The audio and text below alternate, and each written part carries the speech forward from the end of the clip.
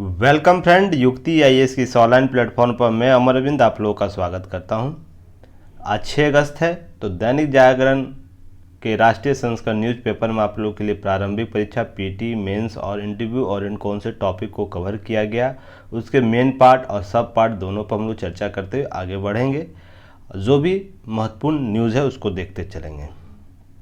आगे बढ़ने से पहले आप लोग चैनल को जरूर सब्सक्राइब कीजिए, साथ ही साथ बेल आइकन को भी दबाएं ताकि सारे नोटिफिकेशन आपको सबसे पहले मिले, और लाइक शेयर कमेंट करना ना भूलें।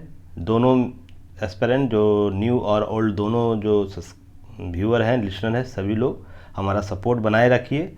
साथ ही अब प्लेलिस्ट में आप लोगों को जो पास आउट स्टूडेंट है उनका मॉक इंटरव्यू और प्लस इंटरव्यू उनका अब अपलोड किया जा रहा है। धीरे धीरे सभी लोगों का अपलोड होगा तो ज़रूर उसे देखिए, उससे बहुत चीज़ सीखने को मिलेगा। किस प्रकार उन्होंने अपनी तैयारी को अंतिम रूप सफलता के रूप में परिवर्तित किया है, तो उनका आप लोगों का गाइड के रूप में वीडियो बहुत उपलब्धि होगा, वो देख सकते हैं आप लोग। कुछ आप लोगों के लिए बेहतर वो सीख दे के जाएगा। तो चलिए अब हम लोग आगे बढ़ते हैं। देखिए, देश में लोकतंत्र की हो रही है मौत, राहुल गांधी जी का बयान आया है। तो लोकतंत्र हमेशा चर्चा में रहता, लोकतंत्र शब्द, तो इस पर हम लोग विशेष चर्चा करेंगे, अभी नहीं बाद में, क्योंकि आज आप लोगों को मेंस और इंटरव्यू ओरिएंट बहुत सा टॉपिक कवर किया गया है पीटी के रिलेटेड। पहले उन लोगों को कवर कर लिया जाए ताकि वो सब न्यूज़ आज के न्यूज़ के रूप में देखने को मिलेगा। नहीं तो जो लोकतंत्र है ये सब शब्द बार बार आप लोगों को पेपर में देखने को मिलेगा, तो इस पर हम फिर बाद में कभी विशेष चर्चा करेंगे। पर ये बहुत ही महत्वपूर्ण टॉपिक है। देश का लोकतंत्र क्या होना चाहिए, कैसा होना चाहिए, लोकतंत्र की परिभाषा क्या होनी चाहिए, लोकतंत्र मानक लोकतंत्र क्या है, विश्व में लोकतंत्र की प्रवृत्ति क्या है, भारत में प्रवृत्ति कैसी, इस पर विशेष हम लोग चर्चा करेंगे। आगे आज के टॉपिक में महत्वपूर्ण आप लोगों को ये देखना है, आरबीआई ने बढ़ाया रेपो दर, ये आप लोगों के लिए महत्वपूर्ण है, और महंगा होगा कर्ज। इसमें समिति जो आरबीआई की मौद्रिक नीति समिति होती है उसकी बैठक में 0.50% की वृद्धि की गई, जिसमें आप लोग देख सकते हैं रेपो रेट जो था पहले 4.90% था, अब वर्तमान में हो गया 5.40%। तो 0.05% की वृद्धि की गई है। जो कोरोना काल में जो वृद्धि थी 5 रेपो दर का 5.15, उससे अधिक वृद्धि होगी। तो ये बहुत ही महत्वपूर्ण निर्णय है मौद्रिक नीति का के रूप में आरबीआई का। तो इससे रिलेटेड बहुत से प्रश्न आपको यहाँ से पीटी के प्रारंभिक परीक्षा में पूछे जा सकते हैं। तो इस पर जितने भी अंडरलाइन किए हुए सभी को आप लोग अच्छे तरीके से नोट डाउन कर लीजिएगा। वर्तमान में गवर्नर जो है आरबीआई के शक्तिकांत दास हैं, उनकी अध्यक्षता में सभी 6 सदस्यीय समिति ने इस जो वृद्धि की गई है मौद्रिक नीति के रूप में उस पर सहमति दर्ज की है। तो यह सबसे इम्पोर्टेंट है कि सहमति से लिया गया है, तो ऐसी स्थिति होगी जिसके कारण ये करना अनिवार्य था। इस पर महंगाई काबू करने की बढ़ाई जाती है रेपो रेट, ये सभी लोग जानते हैं। जो भी अभ्यर्थी इससे की फैक्ट अभी हम लोग चर्चा करेंगे, क्या होता है रेपो दर, बैंक दर, रिवर्स रेपो दर, ये सब क्या होता है, एसएलआर डीएसएलआर क्या होता है, सभी पर हम लोग चर्चा करेंगे। तरलता नीति क्या है।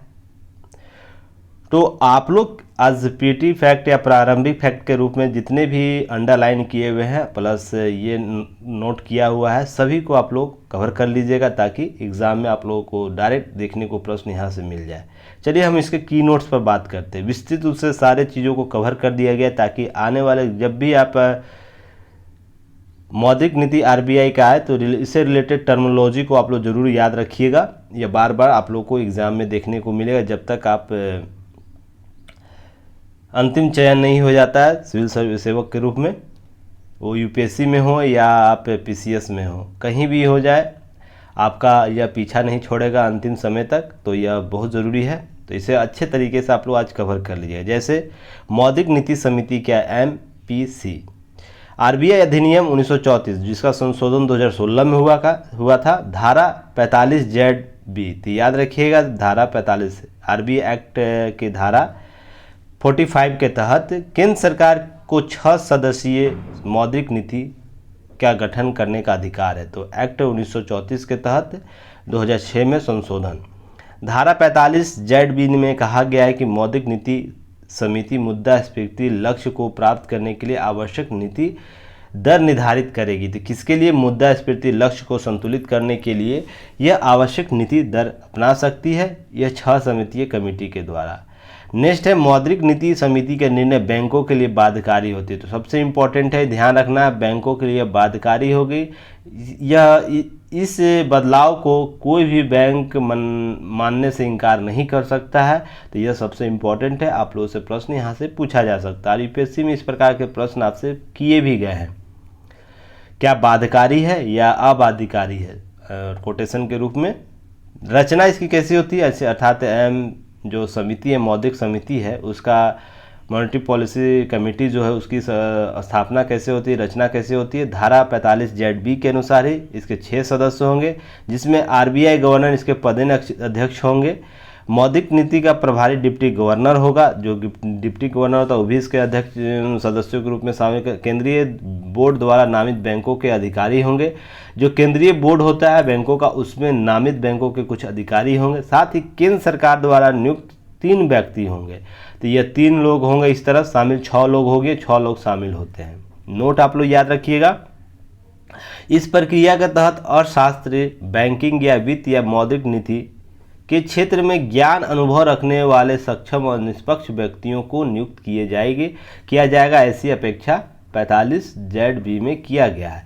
तो ध्यान रखिएगा, जिनको मौद्रिक रूप से, पहले तो जो बैंक RBI के होंगे उनके लिए तो सभी ये सब इससे रिलेटेड होंगे, पर केंद्र सरकार द्वारा नियुक्त 3 जो व्यक्ति होंगे उनके संबंध में यह बात स्पष्ट की गई है। तो आपको यूपीएससी में यहाँ से प्रश्न पूछा गया था और एक UPPCS में भी इससे प्रश्न पूछा गया है, तो ध्यान रखिएगा। तो प्रश्न ऐसे ही पूछे जाते हैं। नेक्स्ट है, प्रथम जो MPC का गठन कब हुआ था? 29 सितंबर 2016 को गठित हुआ था। जब संशोधन 2016 में हुआ तो उसके बाद यह 29 सितंबर 2016, उससे पूर्व के रिजर्व बैंक के गवर्नर उसकी समिति इसका निर्णय लेती थी। नेक्स्ट है, जो MPC मुद्रास्फीति लक्ष्य को प्राप्त कर आवश्यक नीतिगत रेपो दर को निर्धारित करती है। रेपो दर से ही सारे दर कोऑर्डिनेट होते हैं, इसलिए इम्पोर्टेंट है, रेपो दर को निर्धारित कर दिया जाता है। उसके आधार पर सभी दरें ऑटोमेटिक निर्धारित हो जाती। कैसे होती है उस पर हम लोग आगे चर्चा करेंगे। MPC जो है साल में कम से कम 4 बार बैठेगी, अर्थात 3-3 महीनों के गैप में बैठता है। यह बैठक होता है जिस पर RBI का जो नीतिगत निर्णय है, मौद्रिक नीति उसकी डिसीजन लिया जाता है और उसको सभी बैंकों को रेगुलेट किया जाता है, सर्कुलेट किया जाता है। देखिए, इस बैठक में कोरम के लिए 4 सदस्यों का होना जरूरी है। ऐसा नहीं कि केवल 6 लोग हैं तो मान के चलिए RBI के जो 2 लोग हैं वो इसको बैठ जाएंगे तो एक इसका नीतिगत फैसला हो जाएगा, या सरकार के सदस्य 2 और प्लस बोर्ड के जो 2 लोग होंगे। तो इस प्रकार अगर शामिल हो जाते हैं तो ये भी नहीं है कि या कोरम के रूप में शामिल हो। यहाँ पर 4 लोगों का कोरम जरूरी है। अगर बोर्ड का 1 सदस्य और इसका 3 सदस्य, केंद्र सरकार के 2 सदस्य बैठते हैं तो 3 लोग हो जाते हैं इस प्रकार से, तो ये भी नहीं होगा। कोरम आपको 4 लोगों का करना है, तो कोरम तभी पूरा होगा जब 2-2 लोगों का, या तो RBI का 2 या केंद्र सरकार के प्रतिनिधि का 2 व्यक्ति बैठेगा, या केंद्र सरकार का 2 प्रतिनिधि या तो बोर्ड के 2 मेंबर। तो अमूमन यहाँ RBI के लोग तो जरूर शामिल होंगे इस बैठक में, तो यह बहुत ही इंपॉर्टेंट है। कम से कम ये 4 लोग, कोरम 4 लोगों का होगा, वो जरूरी है। तो कोरम याद रखिएगा। तो यहाँ पर PT में यहाँ से प्रश्न पूछा गया है, इसकी बैठक में कम से कम कितने सदस्यों का कोरम होना चाहिए? तो 4 लोगों का। तो इस प्रकार के प्रश्न आपसे पूछे जाते हैं। प्रत्येक सदस्य का एक मत होता है। मतों की समानता की स्थिति में गवर्नर के पास दूसरा और निर्णायक मत होता है, जो अमूमन देखने को मिलता है। जो भी अध्यक्ष होता है उसको निर्णायक मत देने का अधिकार होता है। तो सभी का मत बराबर होता है। यह भी प्रश्न के रूप में पूछा गया है यूपीएससी में। मौद्रिक नीति क्रियान्वयन के कई प्रत्यक्ष और अप्रत्यक्ष निम्नलिखितों का उपाय करता है। जैसे रेपो दर निर्धारित करता है। तो रेपो दर क्या है? वह ब्याज दर है जिस पर रिजर्व बैंक, सरकार या अन्य अनुमोदित प्रतिभूतियोयों को समपार्श्विक पर सभी LAF प्रतिनिधियों को चल निधि समायोजन सुविधा या चल निधि प्रदान करता है। देखिए यह टर्मिनोलॉजी मैं आरबीआई से लिया हूँ, क्यों लिया हूँ बहुत ज़रूरी है। अगर इस प्रकार के यूज़ आप लोग एग्ज़ाम हॉल में करते हैं तो आपका उत्तर लेखन सर्वश्रेष्ठ होता है। तो इस प्रकार से समपार्श्विक पर अर्थात जो दरें निर्धारित की गई उसके आधार पर बैंकों से रिजर्व बैंक इस पर जो अनुमति प्रदान करता है उसी को रेपो दर करते हैं। यह ब्याज दर होता है।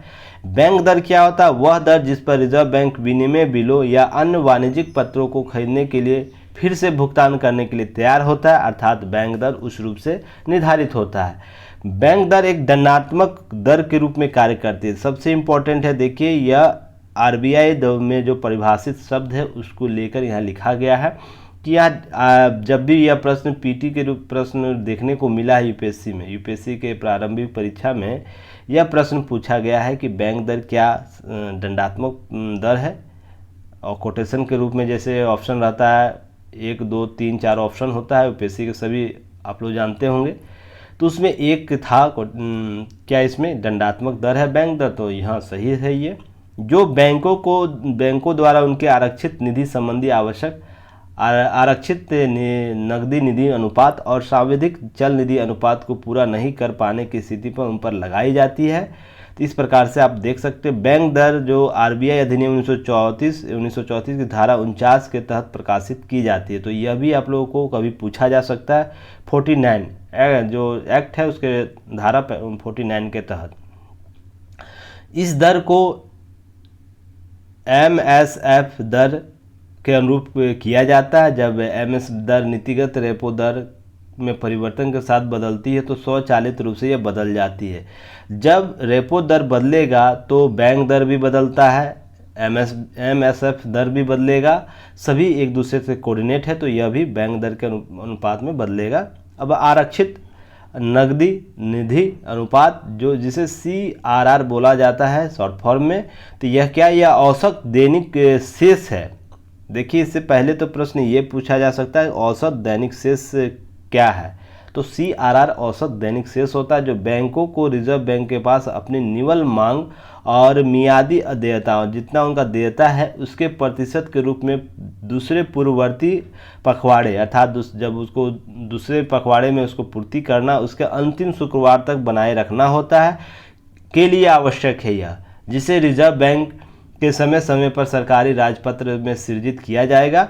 तो यह इम्पोर्टेंट है कि वो अंतिम जो पूर्ववर्ती पखवाड़े जो उसके शुक्रवार तक ही यह नकदी आपको मिनिमाइज करके रखना है, एक्सटर्नलाइज करके रखना है कि हाँ मेरे पास इतना SLR है, SRR है, सॉरी SRR आरक्षित है। फिर उसके बाद आपको सांविधिक चल निधि अनुपात SLR भी इम्पोर्टेंट रहता है। यह क्या है, प्रत्येक बैंक भारत में अस्थियों को बनाए रखेगा, अर्थात प्रत्येक बैंक इस अनुपात को बनाए रखेगा जिसका मूल्य दूसरे पूर्ववर्ती पखवाड़े के अंतिम शुक्रवार, देखिएगा ध्यान रखिएगा अंतिम शुक्रवार के यहाँ चर्चा रही तो प्रश्न में पूछा जा सकता है किस दिन तक, तो पूर्ववर्ती पखवाड़े के अंतिम शुक्रवार को भारत में उसकी कुल मांग और मियादी देयता में ऐसे प्रतिशत कम नहीं होगा जैसा कि रिजर्व बैंक सरकारी राजपत्र में अधिसूचना द्वारा समय समय पर निर्दिष्ट करता। अब रिजर्व बैंक जितना इसे निर्दिष्ट करेगा इसके अनुपात में उसे रखना होगा सभी बैंकों को, यह बहुत ही इम्पोर्टेंट फैक्टर होता है। अस्थायी जमा सुविधा SDF क्या होता है, SDF दर क्या है, वह दर है जिस पर रिजर्व बैंक सभी जो LAF जो प्रतिभूति होते हैं उसके लिए ओवरनाइट के आधार पर गैर जमानती जमा राशियाँ स्वीकार करती है। अर्थात ओवरनाइट के आधार पर जब बैंक RBI को जमा करता है उसके आधार पर यह अस्थायी जमा सुविधा इमरजेंसी के बिहाफ में इसे यूज़ करता है। चल निधि प्रबंधन में अपनी भूमिका के अलावा जो SDF एक वित्तीय स्थिरता साधन है, स्थिरता साधन जिसमें नीतिगत रेपो दर जो 25 आधार अंक नीचे रखा गया है, तो 25 आधार अंक के नीचे इसे रखना जरूरी है। नेक्स्ट है अप्रैल 2022 में इसकी शुरुआत की गई के साथ जो SDF दर है इसके LAF कॉरिडोर के फ्लोर के रूप में निर्मित रिवर्स रेपो दर के स्थान पर लिया गया था। तो ये किसके स्थान पर लिया गया, यह भी आप लोगों से प्रश्न पूछ सकता है। सीमांत अस्थायी सुविधा जो MSF है वो क्या है?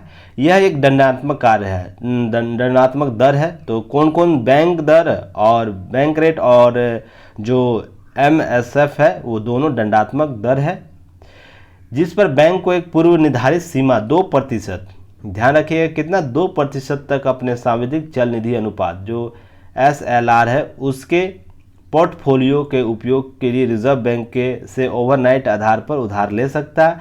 अर्थात इस दर के आधार पर 2% के दर पर RBI से अपने जो SLR के 2% तक अपना कर्ज RBI से ओवरनाइट अर्थात एक रात के लिए ले सकता है, उसे दूसरे दिन उसे चुकाना रहता है।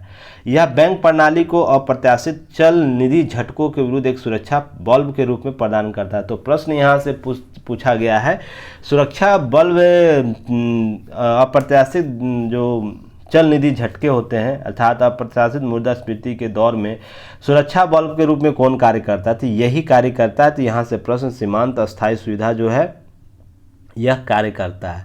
नेक्स्ट है चल समायोजन सुविधा LAF। यह सबसे बार बार आप इसका नाम सुन रहे होंगे, LAF बार बार आ रहा होगा। तो ये क्या है इसे भी जानना बहुत ज़रूरी है।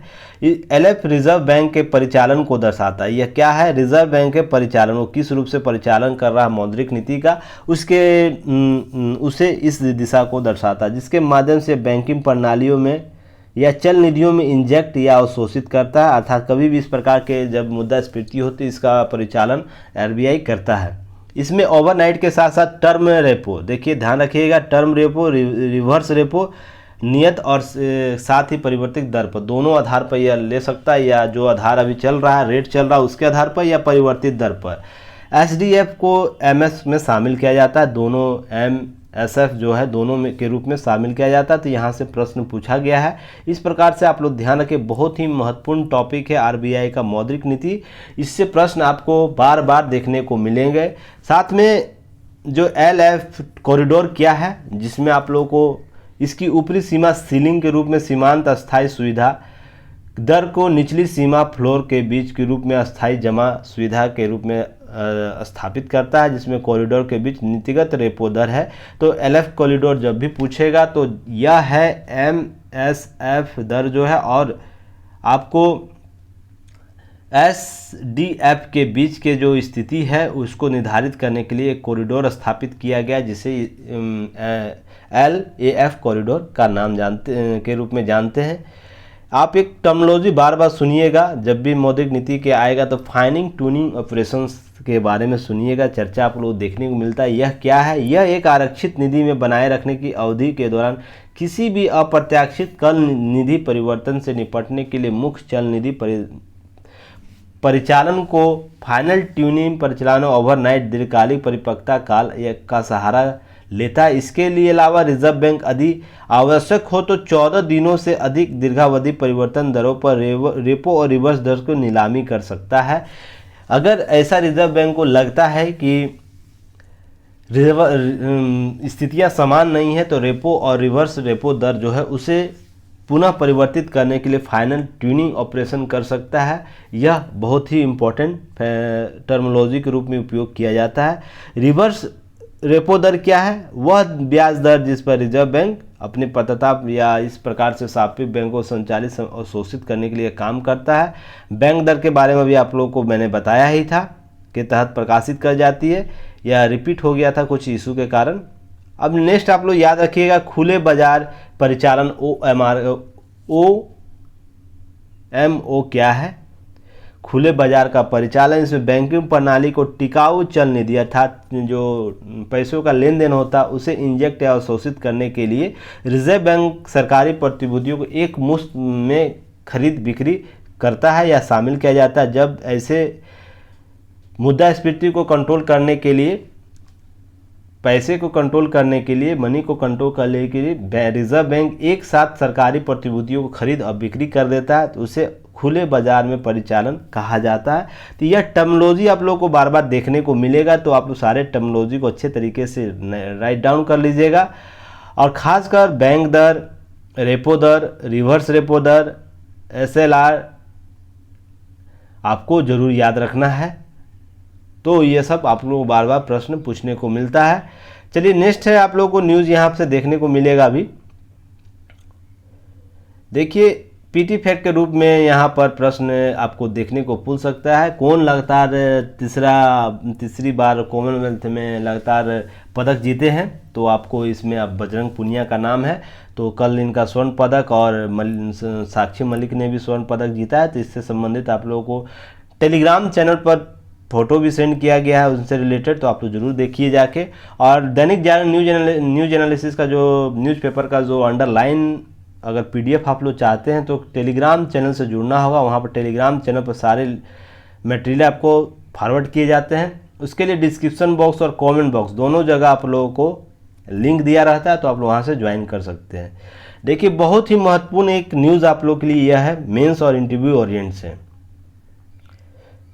मेंस और इंटरव्यू ओरिएंट से यह बहुत ही महत्वपूर्ण टॉपिक है। देखिए न्यूज़ पर जाइए, कोन्नी नाले की सफाई लापरवाही पर नोएडा प्राधिकरण को 100 करोड़ रुपए का जुर्माना लगाता है एनजीटी, जो नेशनल ग्रीन ट्रिब्यूनल है उनके द्वारा लगाया जाता है। और देखिए ध्यान रखिएगा बात, ये बार बार चर्चा में आप लोग को रहता है और प्रश्न यहाँ से पूछे भी गए हैं यूपीएससी में और पीसीएस में।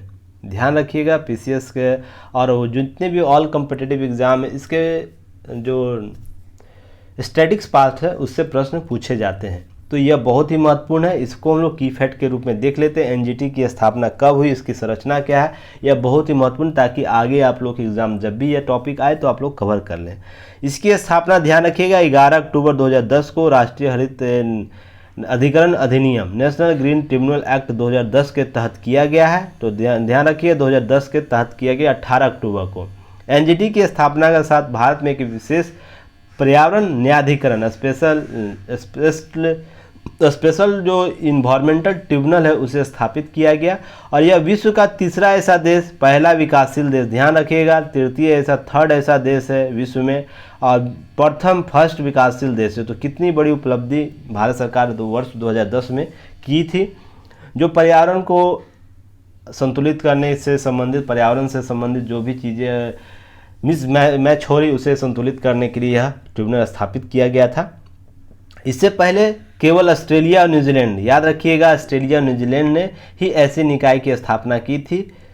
तो यह बहुत ही महत्वपूर्ण कदम था सरकार का।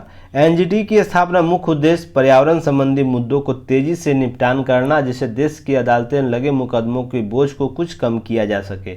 इससे पहले होता था क्या कि इस प्रकार के जब भी पर्यावरण के मुद्दे आते थे तो हाई कोर्ट और सुप्रीम कोर्ट में वाद जाता था, जिससे वहाँ पर पहले से ही वाद का जो मामले हैं उस अति बोझ के रूप में देखा जा रहा है। पर्यावरण के भी वाद जाते थे, जिससे बहुत ही स्ट्रेस महसूस कर रहा था, जिसके उपरांत इस प्रकार के कार्य लिए गए। वो बहुत ही जो पर्यावरण से स्पेशल कोर्ट का निर्धारण यह एनजीटी करता है, निर्णय लेता है और निर्धारित समय के तहत देता है।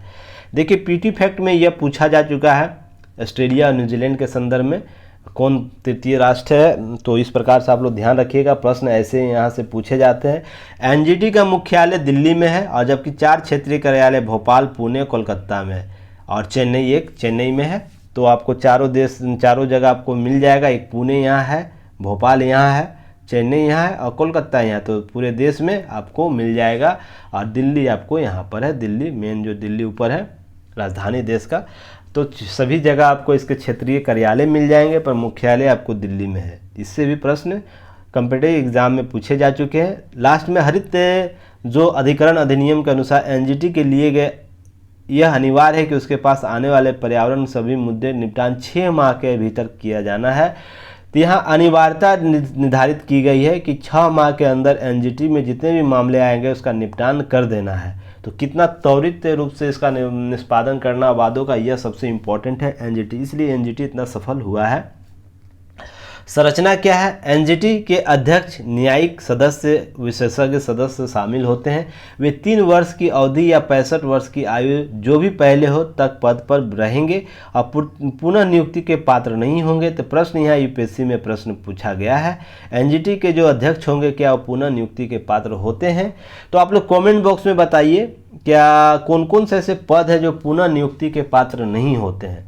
भारत सरकार के ऐसे कौन कौन से पद निर्धारित है जिसमें शासन व्यवस्था में जो पुनर्नियुक्ति के लिए पात्र नहीं होते हैं। बहुत बार यह प्रश्न पूछा गया है, बहुत इंपॉर्टेंट यह बिंदु है, आप लोग ध्यान रखिएगा। अध्यक्ष की नियुक्ति भारत के मुख्य न्यायाधीश के परामर्श से केंद्र सरकार द्वारा की जाती है। यह भी यूपीएससी में पूछा गया है, ध्यान रखिएगा। और पीसीएस में यह प्रश्न पूछा गया है, एमपी पीसीएस में ध्यान रखिएगा। बहुत से पीसीएस में इस प्रकार के प्रश्न पूछे जाते हैं।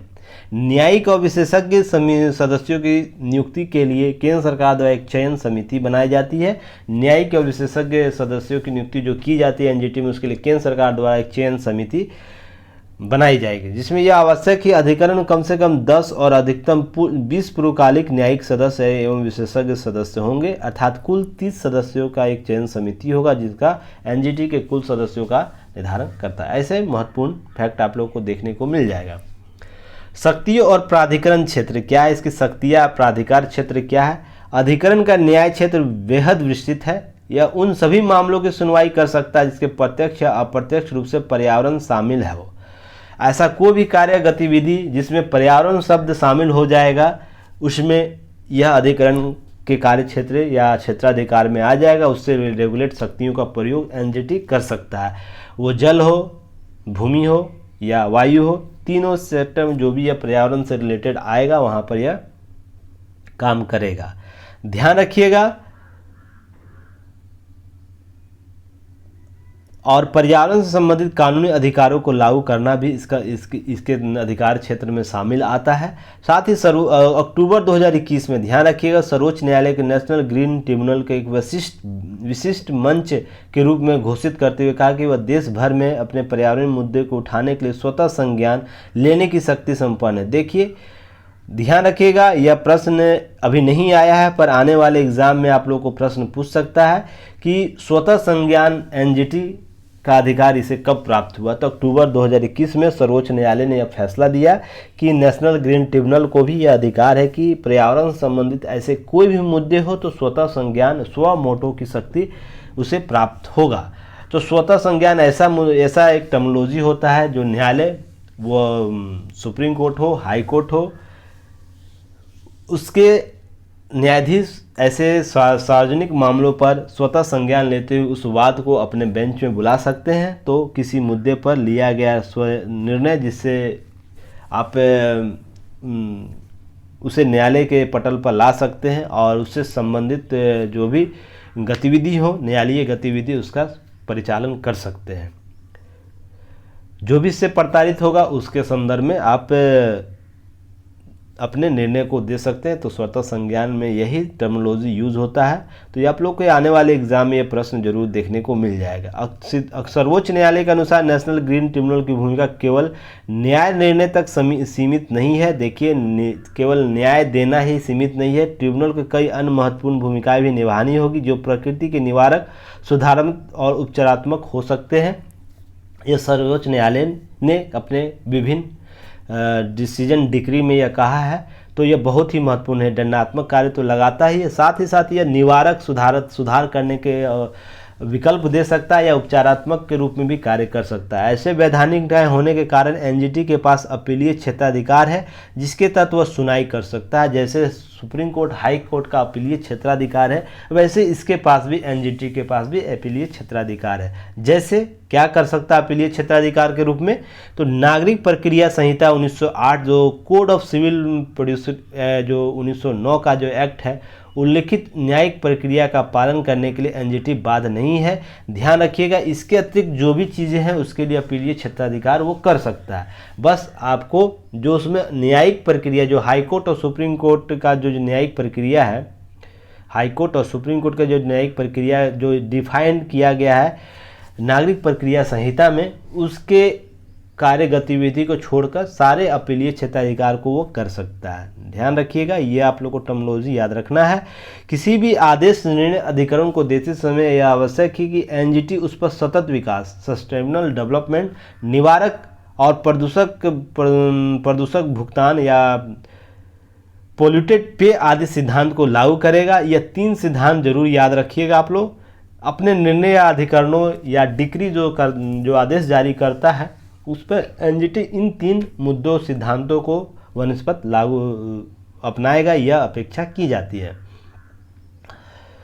नेक्स्ट है एनजीटी द्वारा जो आदेश, निर्णय या निर्णय निष्पादित किए जाते न्यायालय के आदेश के रूप में कार्य करते, जैसे सुप्रीम कोर्ट, हाई कोर्ट के निर्णय आदेश के रूप में कार्य करते, वैसे ही इसके आदेश को कहीं भी सरकार या व्यक्ति उसे प्रस्तुत कर सकती है। तो यह बहुत ही महत्वपूर्ण है निर्णय। एनजीटी अधिनियम के नियमों का पालन न करने पर दंड का भी प्रावधान करता है, कर सकता है। तो यह भी महत्वपूर्ण एक बिंदु के रूप में कार्य करेगा। एक निश्चित समय के लिए कारावास, जिसे अधिकतम 3 वर्षों के लिए बढ़ाया जा सकता है। देखिए एनजीटी कारावास की भी सज़ा देती है, जिसे न्यूनतम सज़ा पहले होती है पर उसके अधिकतम 3 साल तक बढ़ाया जा सकता है या 3 वर्ष तक यह कर सकता है। तो एनजीटी यह प्रश्न पूछा गया है कि एनजीटी कितने अधिकतम सालों तक कारावास की सज़ा सुना सकता है। तो 3 वर्षों तक यह प्रश्न आने वाले एग्जाम में भी आप लोग को देखने को मिल सकता है। निश्चित आर्थिक दंड जिसे 10 करोड़ रुपए तक बढ़ाया जा सकता है वह, और निश्चित रूप से एनजीटी इस मामले में और भी अग्रसर रूप से काम कर रही है, जिसमें आप देख रहे होंगे अभी मैं दंड के बारे में बात करूंगा, जिसमें 150-200 करोड़ का भी दंड दिया गया है। कारावास और आर्थिक दंड दोनों दे सकता है यह। नेक्स्ट है एनजीटी द्वारा दिए गए निर्णय, आदेश, अधिनियम के विरुद्ध सर्वोच्च न्यायालय में 90 दिनों के भीतर अपील की जा सकती है। अगर नहीं होता है तो वर्तमान जो डिक्री रहेगा वही कार्य करेगा।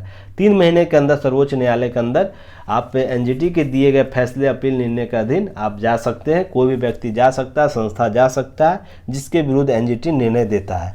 तो यह भी आपको प्रश्न पूछा जा चुका है। यूपीएससी या पीसीएस जितने भी कम्पिटिटिव एग्जाम होते हैं, जैसे एसएससी हुआ, रेलवे, बैंकिंग, सभी जगह यह प्रश्न पूछा गया है। तो बहुत ही इंपॉर्टेंट टॉपिक है ये। अब ध्यान रखना, एनजीटी पर्यावरण संबंधित 7 कानूनों के संबंधित मामलों की सुनवाई करता है। जल प्रदूषण निवारण अधिनियम 1974, जल प्रदूषण निवारण नियंत्रण उपकर अधिनियम 1977, वन संरक्षण अधिनियम 1980, वायु प्रदूषण निवारण नियंत्रण अधिनियम 1981, पर्यावरण संरक्षण अधिनियम 1986 और लास्ट 2 है जिसमें पर्यावरण संरक्षण अधिनियम 1986 संशोधित रूप, यह 2 बार हो गया, एक छूट गया है। जैव विविधता अधिनियम 2002, इसके संदर्भ में भी आपको प्रश्न पूछा जाता है। आपको यहाँ से 7 बार ये जो एनजीटी इन मामलों की सुनवाई करता है। ध्यान रखिएगा, एनजीटी नोट के रूप में एनजीटी पर्यावरण क्षेत्र में न्याय के लिए वैकल्पिक विवाद समाधान तंत्र जो है, जैसे अल्टरनेटिव डिस्प्यूट रेजुलेशन मैकेनिज्म को भी स्थापित करने के लिए नई दिशा प्रदान की है। तो यह बहुत ही महत्वपूर्ण निर्णय है। वर्तमान में जस्टिस आदर्श कुमार गोयल राष्ट्रीय एनजीटी के अध्यक्ष, राष्ट्रीय हरित अधिकरण अधिनियम के अध्यक्ष, प्राधिकरण के अध्यक्ष भी एनजीटी के अध्यक्ष हैं। जुर्माना, अभी देखिए हाल में कुछ जुर्माना का मैं जिक्र किया हूँ। आप लोग को याद रखना, जब भी आंसर लिखे तो कुछ जुर्मान जो दंड दिया गया एनजीटी को, उस दंड को भी शामिल करिए ताकि आपका आंसर राइट ही जब स्ट्रीट फॉर करेंट से रिलेटेड हो। Ansal properties and infrastructure limited के सुशांत लोक फेज 1 में गुड़गांव के विभिन्न परियोजनाओं के लिए पर्यावरण उल्लंघन के लिए 153.50 करोड़ रुपये का जुर्माना लगाया है। समझ लीजिए 153 करोड़ का लगभग जुर्माना अंसल प्रॉपर्टी पर लगाया है। साथ ही मेघालय सरकार पर कोयला खनन को रोक पाने में असफल होने के लिए 100 करोड़ का जुर्माना लगाता है एनजीटी। यह भी हाल ही का मामला है। अप्रैल 2022 में लुधियाना नगर निगम पर लगभग 100 करोड़ का जुर्माना एनजीटी लगाता है। तो यह भी एक हाल में घटित घटना है। खनन माफिया पूर्व एमएलसी हाजी इकबाल और उसके भाई एमएलसी मोहम्मद अली मोहम्मद ईमान और खनन कारोबारी अमित जैन को नोटिस जारी करते हुए 50 करोड़ रुपये का जुर्माना कराने का तय करता है। तो यह भी एनजीटी का बहुत मामला, देखिए व्यक्तिगत रूप से भी, सामूहिक रूप से, सरकार तीनों पर यह जुर्माना लगाया है। तो एनजीटी किस रूप से काम कर रहा है, बहुत ही इंपॉर्टेंट टॉपिक है। इसे वीवीआई सीरीज में आप लोग रखिएगा। यहाँ से प्रश्न आपको जब भी हैं, यूपीएससी हो, पीसीएस हो या कोई भी कम्पिटिटिव एग्जाम आप दे रहे हो, ऑल कम्पिटिटिव एग्जाम, यहाँ से प्रश्न पीटी में और यूपीएससी और पीसीएस में आप लोग को मेंस और इंटरव्यू तक देखने को मिल जाएगा। तो आप लोग जरूर इसे कवर कीजिएगा। अब देखिए, आज नए उपराष्ट्रपति का चुने जाने के लिए धनखड़ सशक्त रूप से उभर कर आएंगे। आज तो उनका चयन हो जाएगा, क्योंकि जो कुल वोट जो 388 जरूरत बहुमत की जरूरत है उसके भाजपा के पास है, उससे अधिक कहीं वोट है राज्यसभा में। इससे रिलेटेड आप लोगों को ध्यान रखना है। तो नए उपराष्ट्रपति में आपको 390 का ऊपर इसके पास कुल मिलाकर समर्थन है। तो इनका चयन होना पहले से ही डिफाइन है कि इनका चयन उपराष्ट्रपति के रूप में होगा, जैसे हमारी राष्ट्रपति 15वीं राष्ट्रपति द्रौपदी मुर्मू का था। तो इसी प्रकार आपको यह न्यूज़ आपको देखने को मिलेगा। कल इस पर विशेष हम लोग चर्चा करेंगे जब कल इनका चयन हो जाएगा। नेक्स्ट है, आप लोग नीचे आ जाइए, तब तक लाइक शेयर और सब्सक्राइब करना ना भूलें, क्योंकि प्रयास आप लोगों के लिए बेहतर किया गया। जो पीटी और मेंस इंटरव्यू, और आपको शिवम जी आपको इसके बारे में बताए होंगे कि उन्होंने न्यूज़पेपर को कैसे कोरिलेट करके अपना तैयारी किए थे अपने, और उनका सफलता प्राप्त हुई उनको। तो यह न्यूज़पेपर एनालिसिस आप लोग जरूर कीजिए। आप किसी भी प्रकार के न्यूज़ को, आप दैनिक जागरण कर रहे हैं, हिंदी मीडियम इंग्लिश वाले हो तो द हिंदू करिए, और इसके साथ ही साथ अगर आपको और भी जो पेपर 1-2 लगता है करना चाहिए तो कर सकते हैं। देखिए, संसद सत्र के दौरान आपराधिक मामलों में गिरफ्तारी सांसद छूट नहीं है। नायडू जो उपराष्ट्रपति है और राज्यसभा के जो सभापति होते हैं उनके द्वारा कहा गया है। तो यह बहुत ही महत्वपूर्ण है, और इससे रिलेटेड पहले एक वीडियो बन चुका है दैनिक जागरण पर, तो पूर्व का जो वीडियो आप लोग जरूर देखिए। बस सारे वीडियो को आप लोग दैनिक जागरण न्यूज एनालिस्ट, ये मत सोचिए कि वो उस डेट का, मान लीजिए जुलाई में कोई 20 जुलाई का दैनिक जागरण न्यूज एनालिसिस किया, ये ना सोचिए कि 20 जुलाई का। इसमें आपको 5 टॉपिक मिलेंगे जो आपको एग्जाम के लिए इम्पोर्टेंट है, तो उस न्यूज़ को जाकर आप कवर कीजिए कि कौन कौन से न्यूज़ को कवर किया गया है। तो इन संविधान के 105 में कहा गया विशेषाधिकार दिए गए हैं संसद सदस्यों को, तो जिसके तहत वो क्या है कि वो अपना कर्तव्य बिना किसी बाधा से निभा सके, उसके लिए 105 के अधीन उनको विशेषाधिकार दिया गया, जिसमें संसद सत्र शुरू होने या समिति के बैठक में 40 दिन पहले और 40 दिन बाद उन्हें गिरफ्तार नहीं किया जाता। लेकिन यह सिर्फ दीवानी मामलों में है, दीवानी मामलों में है, न कि फौजदारी मामलों में, आपराधिक मामलों में है। ध्यान रखिएगा, आपराधिक मामलों में सांसदों को आम नागरिकों को कोई अंतर नहीं किया गया। आपराधिक मामलों सत्र के दौरान जांच एजेंसियों द्वारा सांसदों से पूछताछ के लिए बुलाया भी जा सकता है, उनकी गिरफ्तारी भी हो सकती है। तो यही मामला है, क्योंकि मल्लिकार्जुन खड़गे को कुछ एजेंसियों ने ईडी के द्वारा, जो अभी हाल ही में चर्चा में बहुत रहा है, उनके द्वारा नोटिस जारी किया गया था कि शामिल हो, पर वो शामिल नहीं होते, हवाला देते कि संसद सत्र चल रहा है। तो उस पर स्पष्ट किया गया इनके द्वारा, जो सभापति है उनके द्वारा। साथ ही नायडू ने यह भी कहा कि किसी भी जांच एजेंसी द्वारा पूछताछ के लिए समन किए जाने पर सांसद यह कहकर पेश नहीं होने से इनकार नहीं कर सकता कि उन्हें सत्र की बैठक में शामिल होना है। तो देखिए, एक बहुत बड़ा बात यहाँ पर की गई, एक आप लोग को टर्मिनोलॉजी यहाँ पर मिल गया है, तो यह एग्जाम में देखने को मिल सकता है आप लोग को। तो ध्यान रखिएगा इस प्रकार के जब भी आते हैं।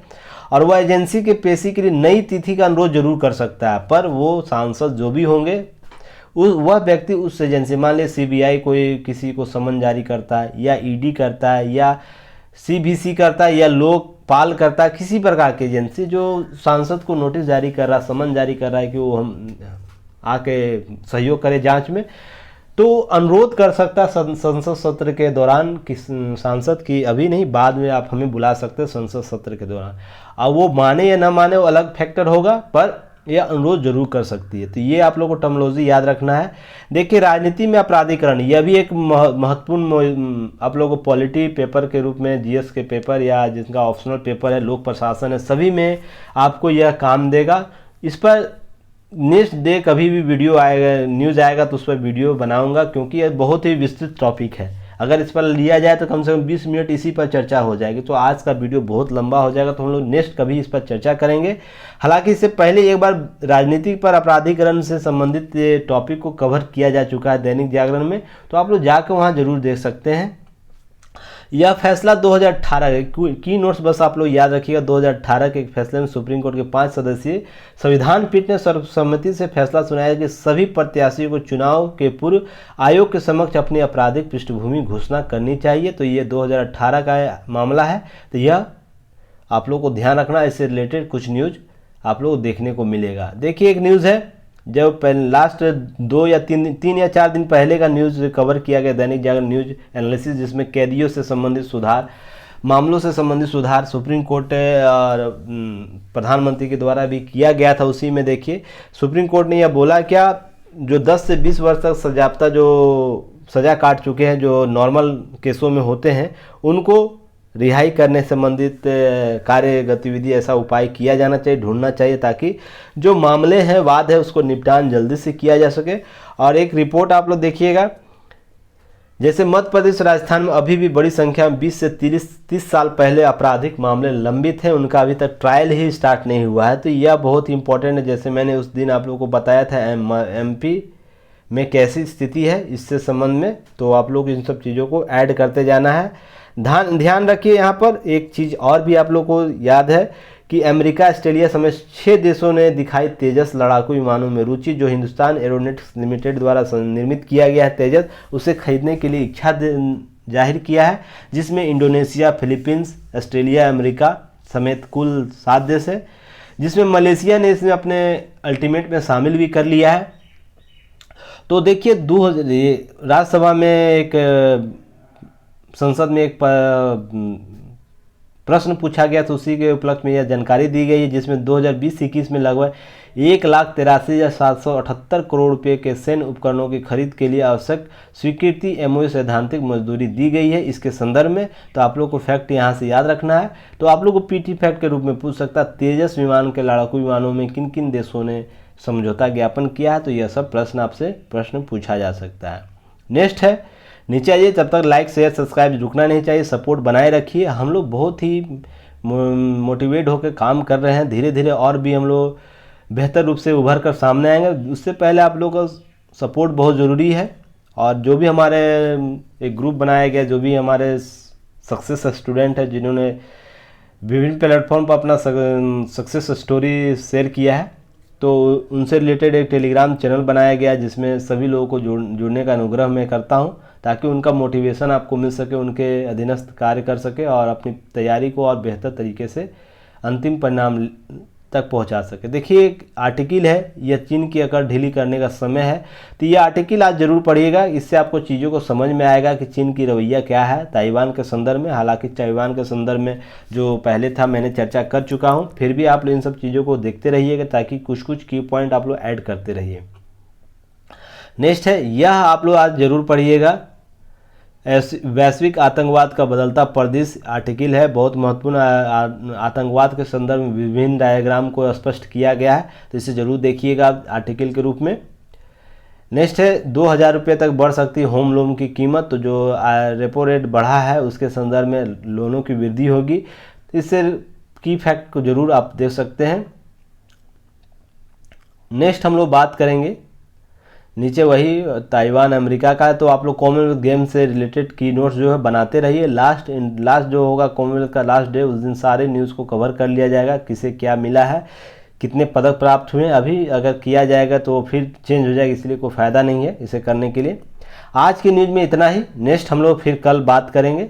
तब तक के लिए आप लोग चैनल को जरूर शेयर सब्सक्राइब कॉमेंट करते रहिए। हम लोग नेक्स्ट वीडियो के साथ जल्द मिलेंगे। आज एक वीडियो और अपलोड हो सकता है इंटरव्यू का, तो आप लोग ज़रूर उसे देखिएगा, ताकि और भी चीज़ें आप लोग को सीखने को मिल सके। चलिए फिर हम कल मिलते हैं। धन्यवाद। जय हिंद।